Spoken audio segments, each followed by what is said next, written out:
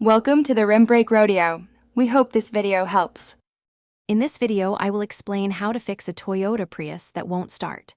First, let's check some basic things. Your Prius relies on a 12-volt auxiliary battery to power its electronics and initiate the hybrid system, so confirm it has sufficient charge.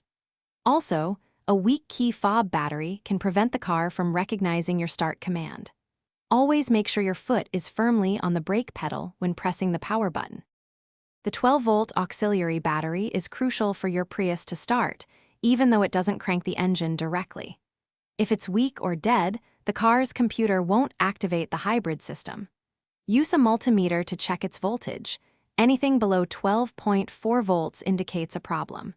You can try to jump-start the 12-volt battery, but if it consistently drains, replacement is likely needed. If the 12-volt battery is fine, other components might be at fault. The main hybrid battery could be depleted, especially if the car has sat for a long time. You should also check the fuse boxes, both under the hood and inside the cabin, for any blown fuses or faulty relays that affect the starting circuit. Sometimes, a faulty ignition switch or even an overfilled engine oil level can prevent starting.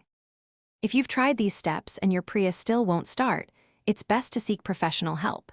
Issues with the main hybrid battery, fuel system, or complex electrical faults often require specialized diagnostic tools and expertise. Regular maintenance, including checking fluid levels and battery health, can prevent many no-start situations. Remember to check the description for a link to the Owala water bottle and other helpful deals. Thanks for watching. Consider subscribing if we helped you.